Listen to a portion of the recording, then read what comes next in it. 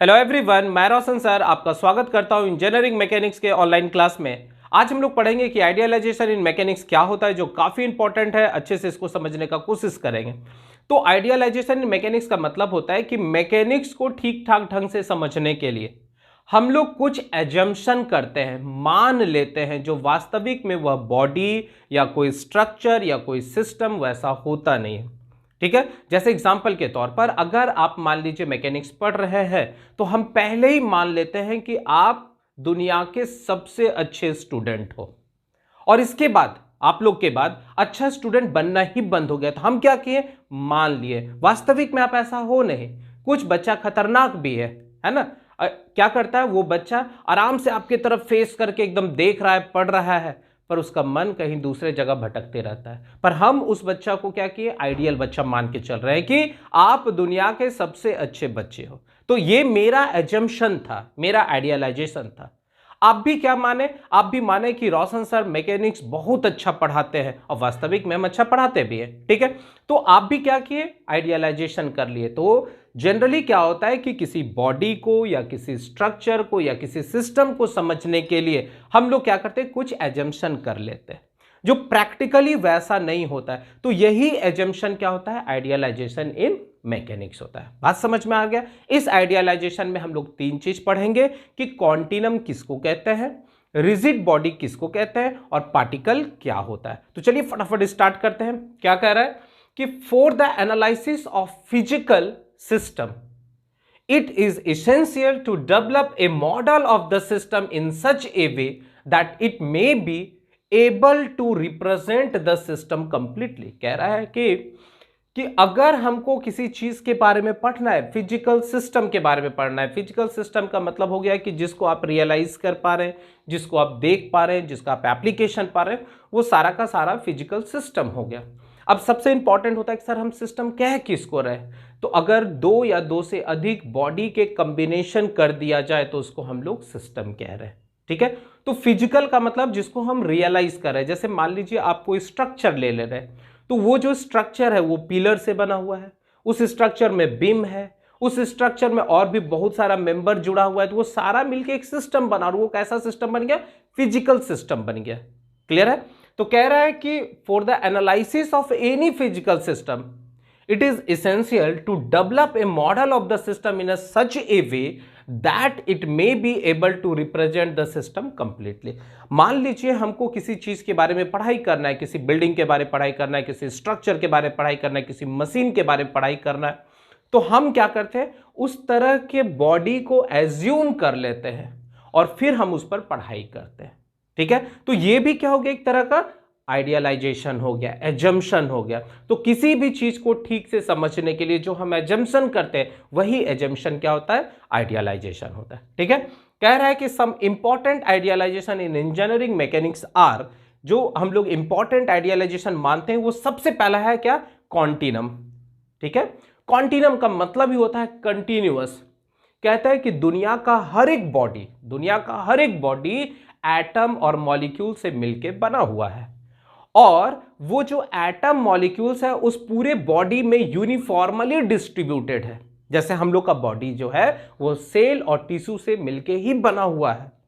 अगर आप कोई ब्रिक्स उठा लेते, ईटा उठा लेते, तो आप नोटिस करेंगे उसमें क्या है, तो क्ले है, मिट्टी है, बालू है, ये सब का कॉम्बिनेशन करके वो बना हुआ है। अगर आप कोई स्टोन उठा लेंगे तो उसमें भी देखेंगे बहुत सारा मिनरल्स पार्टिकल है, बहुत सारा एलिमेंट प्रेजेंट है, वो सब मिलके बना हुआ है। तो दुनिया का हर एक बॉडी जो है एटम मॉलिक्यूल से मिलके बना हुआ है, और हम मान लेते हैं कि उसमें जो एटम है, उसमें जो मॉलिक्यूल्स है, उस बॉडी के अंदर कंटिन्यूसली डिस्ट्रीब्यूटेड है और उसके बीच में किसी भी तरह का कोई गैप नहीं है। ठीक है, तो ऐसे बॉडी को ही हम लोग यहां पर कॉन्टिनम कह रहे हैं। क्लियर है। तो डिफिनीशन क्या कह रहा है कि continuum is the Latin word which means a continuous series with no gap और वॉइड। कह रहा है कि कॉन्टिनम जो है वो एक लैटिन वर्ड से लिया गया हुआ है, जिसका मतलब होता है कंटिन्यूअस सीरीज, मतलब लगातार। तो लगातार क्या है, तो किसी बॉडी के अंदर एटम मॉलिक्यूल्स होगा। और वो एटम मॉलिक्यूल्स बॉडी के अंदर कंटिन्यूसली डिस्ट्रीब्यूटेड है, और इस तरह से डिस्ट्रीब्यूटेड है कि एक एटम और दूसरे एटम के बीच में किसी भी तरह का कोई गैप नहीं हो। तो क्या कह रहा है कि every body is made of atom and molecules, दुनिया का हर एक बॉडी एटम और मॉलिक्यूल से मिलकर बना हुआ है। एंड वी, और हम लोग एज्यूम कर लेते हैं, हम लोग मान लेते हैं, और मानने के ही प्रोसेस को आइडियलाइजेशन कह रहे हैं। बात समझ में आ रहा है? And we assume that all the atom and molecules are continuously distributed in a body without any gap, और void को ही हम लोग यहां पर क्या कर रहे हैं, स्पेस कह रहे हैं, गैप कह रहे हैं। such a description of matter is called continuum। बात समझ में आ रहा है? एक बार हम रिपीट करते हैं, अच्छे से सुनिएगा। क्या कहता है कि दुनिया का हर एक बॉडी एटम मॉलिक्यूल से मिलकर बना हुआ रहता है, और हर एक एटम मॉलिक्यूल्स इस तरह से उस बॉडी में डिस्ट्रीब्यूटेड है कि उसके बीच में किसी भी तरह का कोई गैप नहीं हो। मान लिए नहीं हो, तो ऐसे बॉडी को, ऐसे मैटर के डिस्ट्रीब्यूशन को ही हम लोग क्या कहेंगे, कॉन्टिनम कहेंगे। जैसे फिगर से आप समझने का कोशिश कीजिए। मान लेते हैं कि मेरे पास एक बॉडी है, और ये बॉडी में क्या है, ये एटम या मॉलिक्यूल्स है, ठीक है, एटम मॉलिक्यूल से मिलकर बना हुआ है। और हम इस तरह से अरेंज किए कि ये एटम और ये एटम के बीच में, आप देखिए यहां पर गैप बच गया, ये एटम के बीच में गैप बच गया है। तो इसको हम लोग क्या किए हैं, कॉन्टिनम नहीं कह रहे हैं, नॉट ए कॉन्टिनम। क्यों? क्योंकि गैप प्रेजेंट है। एक्चुअली में सारा बॉडी में कुछ ना कुछ गैप हमेशा रहता है, पर हम क्या किए, मान लेते कि इसमें गैप नहीं है। जैसे यहां पर हम लोग क्या किए, इसको मान लिए। देखिए इसमें क्या कर रहे हैं, एटम कंटिन्यूसली डिस्ट्रीब्यूटेड कर दिए, and there is no gap between the atom, और इस एटम के बीच में किसी भी तरह का कोई गैप नहीं है। तो ये बॉडी कैसा एज्यूम हो गया, तो इसको हम लोग एज्यूम्ड कर लिए। तो ये क्या हो गया, नो गैप मान लिए। तो ये बॉडी को हम लोग क्या कर रहे हैं, यहां पर कॉन्टिनम कह रहे हैं। कोई कंफ्यूजन है?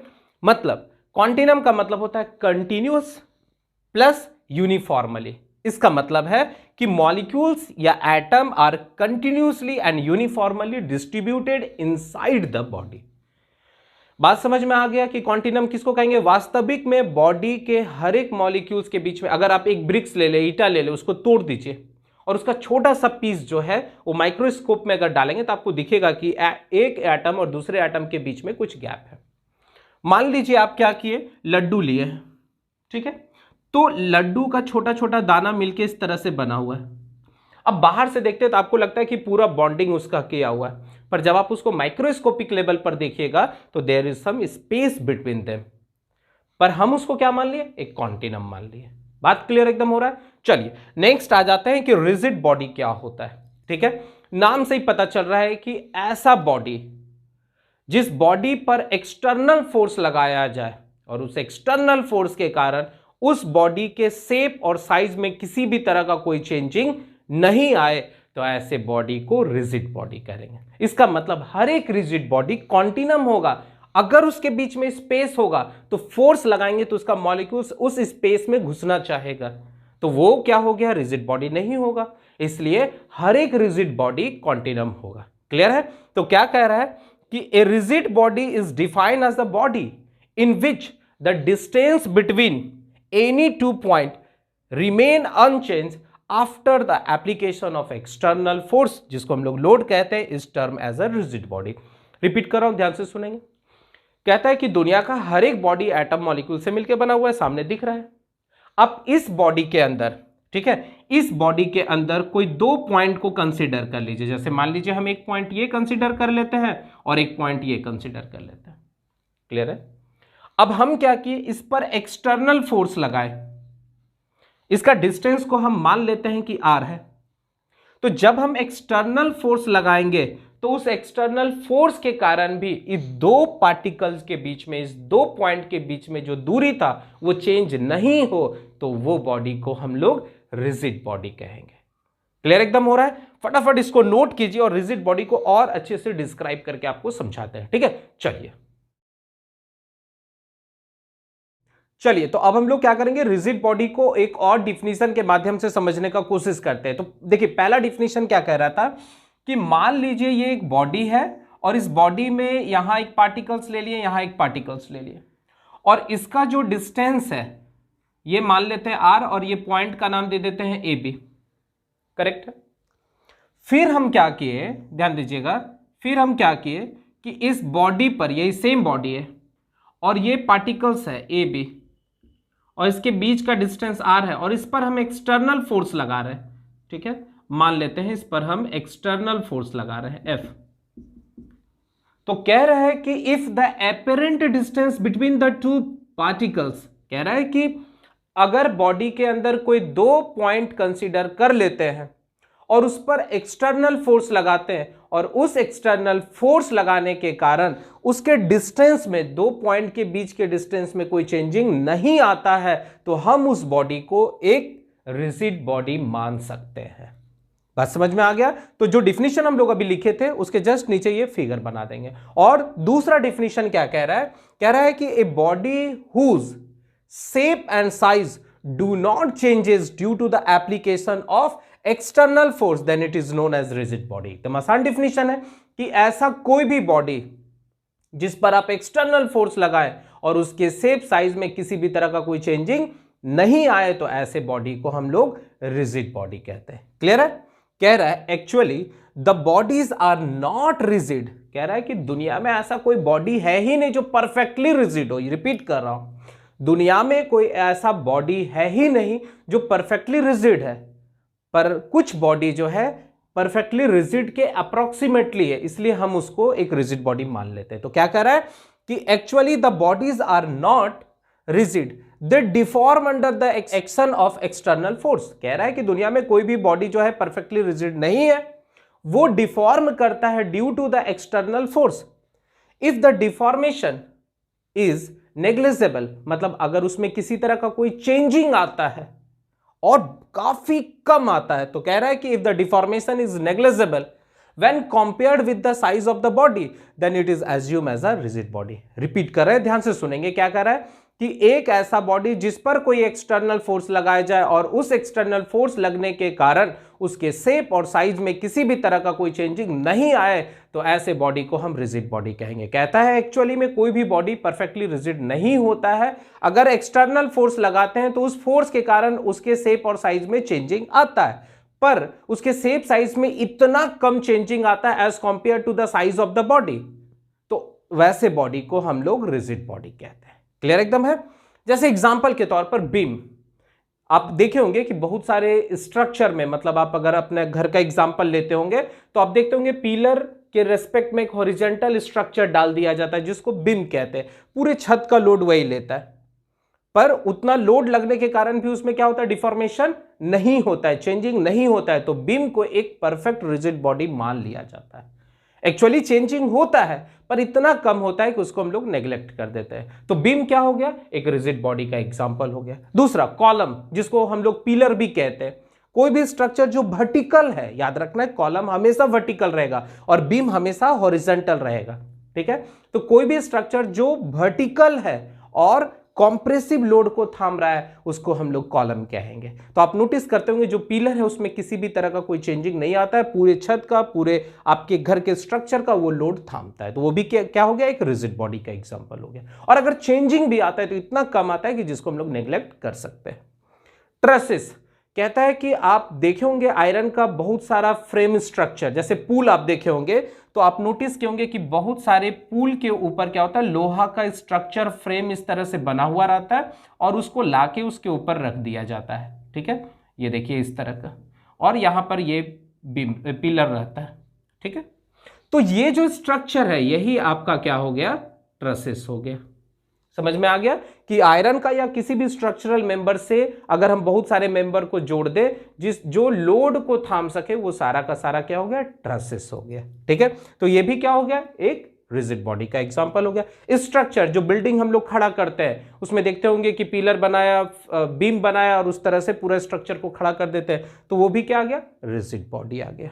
ठीक है, रोलर, आप रोलर देखे होंगे, रोड रोलर रहे या ग्राउंड रोलर रहे, तो रोलर में भी आप देखे होंगे कि जब रोड रोलर को आप देखेंगे तो उसमें एक बहुत बड़ा सा चक्का लगा हुआ रहता है, व्हील लगा हुआ रहता है, और वो क्या होता है, जितना भी आपका जो है बड़ा बड़ा पत्थर है या जो भी हम रोड बनाते हैं उस मटेरियल को वो कंप्रेस करता है। पर जब आप माइक्रोस्कोप लेके जाएंगे या कोई मैग्नीफाइंग ग्लास लेके जाएंगे तो वहां उसके सरफेस को देखेंगे तो उसमें देखेंगे कि ये जो रोलर है, ये जो रोलर है, ध्यान दीजिएगा, इस तरह से ये रोलर रहता है, ठीक है, और इस तरह से इसको पकड़ के हम लोग ले जाते हैं। तो इसमें रोलर में आप देखेंगे कहीं कहीं डिफॉर्मेशन आया, पर इसका जो डिफॉर्मेशन है इसके साइज के हिसाब से क्या है, बहुत कम है। तो ऐसे को हम लोग क्या कह सकते हैं, रिजिड बॉडी कह सकते हैं। और भी बहुत सारा एग्जांपल है। तो आई थिंक आपको रिजिड बॉडी क्लियर हो चुका होगा। अब लास्ट आ जाते हैं पार्टिकल्स के बारे में। तो पार्टिकल्स होता क्या है, तो यहां ध्यान दीजिएगा, आपको कोई बोलेगा कि हम ऐसे आपको दिखाना चाहते हैं, ये देखिए ये रोशन सर है, ये रोशन सर है। इसका मतलब अगर किसी भी बॉडी का, जैसे अगर हम अपने पूरे बॉडी का मास किसी एक जगह मान ले और अपने साइज को क्या करें, नेग्लेक्ट कर दे, तो ऐसे बॉडी को अब बॉडी ना कह के पार्टिकल कहेंगे। बात समझ में आया? आपको अगर मेरे ऊपर पढ़ाई करना है कि सर के ऊपर कौन कौन सा फोर्सेस लग रहा है, तो आप क्या किए, हमको एज्यूम कर लिए, मान लिए एक पार्टिकल की तरह। क्लियर हो गया? तो डिफिनीशन क्या कहता है कि अगर किसी बॉडी का सारा मास किसी एक जगह पर केंद्रित हो जाए और उसके साइज को हम नेग्लेक्ट कर दे, तो ऐसे बॉडी को अब हम लोग पार्टिकल कहेंगे। आपको बार बार बताते, क्लासेस में ही आपको ऐसा पढ़ाते जाएंगे कि खुद ब खुद याद होते जाएगा। और करना कुछ नहीं, बस अच्छे से लेक्चर सुनना है और खूब रिवीजन करना है। जितना पढ़ाना है बस उसको बार बार रिवीजन करिए और ज्यादा से ज्यादा अपने दोस्त में वीडियो को शेयर कीजिए, बताइए उसको कि मैकेनिक्स बहुत अच्छे पढ़ाते हैं। ठीक है, तो क्या कह रहा है, डेफिनेशन देखते हैं कि if the whole mass of the body is assumed to be concentrated about a fix point, ठीक है, and whose size can be neglected, then it is said to be a particle। एकदम simple definition बता रहा हूं, definition भी बहुत आसान लिखाता हूं कि एक बार पढ़िएगा तो आसानी से याद हो जाएगा। ठीक है, बहुत हाई फाई लिखाने का कोई जरूरत नहीं। देखिए, पढ़ना आपको है, बच्चा को पढ़ना है, किसी दूसरे टीचर को नहीं पढ़ना है। इसलिए सिंपल लैंग्वेज बताता हूं कि आसानी से आप उसको रिविजन कर सकते हैं, याद कर सकते हैं। रिपीट कर रहे हैं कि अगर किसी भी बॉडी का, क्या कर रहा है, if the whole mass of the body is assume, देखिए फिर एज्यूम कर रहे हैं इसलिए आइडियलाइजेशन हो गया। तो if the whole mass of the body is assume to be concentrated about a fix point, then it is said to be a particle. ठीक है, कि अगर किसी भी बॉडी का सारा मास किसी एक जगह केंद्रित कर दिया जाए और उसके साइज को नेग्लेक्ट कर दे, तो उसको हम लोग क्या कहेंगे, पार्टिकल कहेंगे। इसलिए किसी भी चीज का अगर पढ़ाई करना होगा तो हम उस पूरे स्ट्रक्चर को नहीं बनाते, उस पूरी बॉडी को नहीं बनाते, एक जगह उसको एज्यूम कर लिए। जैसे मान लीजिए मेरा वजन अगर 60 केजी है, तो आप यहां पर डायरेक्ट ये लिख दिए और ये लिख दिए कि ये 60 केजी का है। क्लियर है? एक और डिफिनीशन कह रहा है जो काफी इंपॉर्टेंट है, कह रहा है कि if the view distance, view का मतलब देखना, ठीक है, तो if the view distance is very large as compared to the dimension of the body, then it is said to be a particle। क्या कह रहा है कि अगर देखने का दूरी बहुत ज्यादा हो as compared to the dimension of the body, तब उस बॉडी को हम बॉडी ना कह के पार्टिकल कहेंगे। जैसे मान लीजिए अगर आप कोई क्रिकेट बॉल को ले लिए, तो आप क्रिकेट बॉल को अगर हाथ में रखेंगे तो आपको दिखेगा कि मान लीजिए उसका लेंथ L है और देखने का दूरी R है, तो आपको लगेगा कि जो R है वो लगभग L के बराबर है। तो क्या कर रहा है, इफ द व्यू डिस्टेंस, देखने का दूरी अगर कम है as compare to dimension of the body, या लगभग बराबर है, तो इसको हम लोग पार्टिकल नहीं कहेंगे। अगर देखने का दूरी बहुत ज्यादा है, इसका मतलब हम लोग क्या किए, एक मैच देखने के लिए गए स्टेडियम में, तो क्रिकेट बॉल मान लीजिए हमको कोई लाके दिया कि देखिए ये क्रिकेट बॉल है, तो देख लिया उसका डायमेंशन अच्छा खासा बड़ा है। जब हम स्टेडियम में बैठ गए किसी जगह और क्रिकेट मैच हो रहा है, तो आप नोटिस कीजिएगा कि आपको बॉल जो है वो एक पार्टिकल की तरह दिखेगा। इसका मतलब व्यू डिस्टेंस काफी ज्यादा है as compare to the dimension of the body, तो उस बॉल को हम लोग वहां पर पार्टिकल मान सकते हैं। आप यहां से अर्थ सरफेस से मून को देख रहे हैं, मून काफी बड़ा है, पर जो व्यू डिस्टेंस है वो काफी ज्यादा है as compare to dimension of the moon, तो हम लोग उस मून को पार्टिकल मान सकते हैं। स्टार यहां से काफी दूर है, स्टार का डायमेंशन काफी बड़ा होता है, पर यहां से देखने का दूरी उससे भी ज्यादा बड़ा है, तो हम उसको पार्टिकल मान सकते हैं। क्लियर एकदम डिफिनीशन है, रिपीट कर रहे हैं, if the view distance is very large as compare to the dimension of the body then it is assume as a particle. तो उसको हम लोग पार्टिकल की तरह मान सकते हैं। क्लियर है? जैसे example, A planet is seen from another planet, मतलब अगर हम अर्थ सरफेस पर है और किसी दूसरे प्लैनेट को देखते हैं तो वो हमको एक पार्टिकल की तरह दिखता है। दूसरा क्या है, a cricket ball is viewed by the spectators, कह रहा है कि जो दर्शक है वो क्रिकेट मैच देख रहा है। इवन हम भी एक बार स्टेडियम में मैच देखने के लिए गए, ठीक है, तो वहां पर जब मैच आईपीएल का चल रहा था तो क्या हुआ था कि हम भी काफी एक्साइटेड थे, आसपास पूरा भीड़ बढ़ा हुआ था। तो वहां जब हम क्रिकेट मैच देख रहे हैं तो हमको बॉल नहीं दिख रहा है। जैसे धोनी अगर मार रहा है, छक्का उक्का मार रहा है, तो हमको दिख ही नहीं रहा है। सब अगल बगल का आदमी जो है वो काफी हल्ला कर रहा है, तो हम भी उठ के हल्ला करने लगे, पर हमको बॉल नहीं दिख रहा था। हमको बड़ा बड़ा एलईडी स्क्रीन जो लगा हुआ उसमें बार बार देखना पड़ता था। तो वहां पर हमको रियलाइज हो गया कि पार्टिकल किसको कह रहे हैं। ठीक है, नेक्स्ट क्या कर रहे हैं, a satellite is seen by an observer on the earth, मतलब जब हम लोग अर्थ पर हैं और हम लोग अपने नेचुरल सैटेलाइट मून को देख रहे हैं तो वो हमको कैसा बिहेव लग रहा है, एज अ पार्टिकल। आप यहां पर हैं और एक एरोप्लेन को देख रहे हैं जो काफी डिस्टेंस पर है, तो एरोप्लेन भी आपको छोटा दिख रहा है, तो वो भी क्या हो गया, पार्टिकल हो गया। तो आई होप आपको आज कॉन्टिनम, रिजिड बॉडी और पार्टिकल काफी अच्छे से समझ में आ चुका होगा। इसी तरह से मन लगा के आप पढ़ते रहिए और खूब रिवीजन कीजिए। और ध्यान दीजिएगा, अच्छे लेक्चर आने में थोड़ा थोड़ा समय लगेगा, क्योंकि आपका जो कंटेंट हम तैयार कर रहे हैं इस तरह से तैयार कर रहे हैं कि आपको ज्यादा मेहनत नहीं करना पड़े याद करने के लिए। ठीक है, और बस एक काम और करेंगे, अपने सारे दोस्तों को बताइए कि क्लासेस काफी अच्छा है, ज्वाइन करें और पढ़ाई करें। ठीक है, चलिए आज के लिए बस इतना ही रहने देता हूं। Thank you.